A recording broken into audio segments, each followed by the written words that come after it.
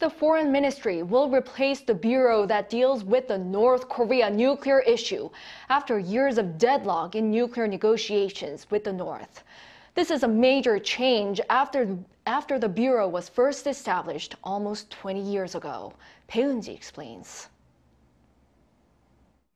For the first time in 18 years, the Foreign Ministry has decided to replace the bureau that handles North Korean nuclear issues and create a new department that will oversee not only issues on the Korean Peninsula, but also diplomatic strategy and information, international security, and cyber affairs.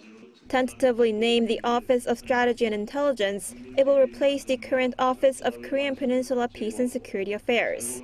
The Foreign Ministry explains that this is to respond flexibly in accordance with geopolitical changes.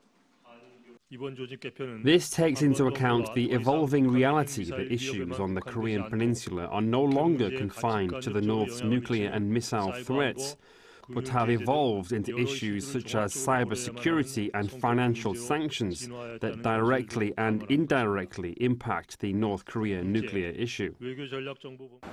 This year, the Foreign Ministry also plans to focus on economic security by reducing supply chain risks to prevent situations like the recent shortage of urea.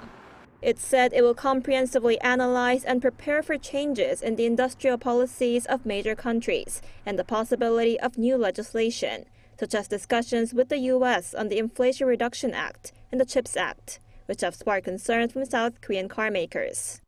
It also plans to provide diplomatic support to win large contracts in other countries, in fields such as defense, infrastructure, and nuclear power plants. President Yoon was briefed on these plans on Thursday and ordered the Foreign Ministry to implement strategies that focus on nations where government cooperation is important for Korean companies to expand and gain contracts overseas. Also on Thursday, the Overseas Koreans Agency, which was first established in June last year, also announced its plans for this year. It will focus on informing overseas Koreans about Korea's political and economic development. It also seeks to expand support for the operation of Korean language schools and strengthen the capabilities of teachers through training. The agency also aims to help improve the livelihoods of overseas Koreans by holding meetings to address the difficulties they face through various occasions such as overseas visit from the president. Bae Eun-ji, Arirang News.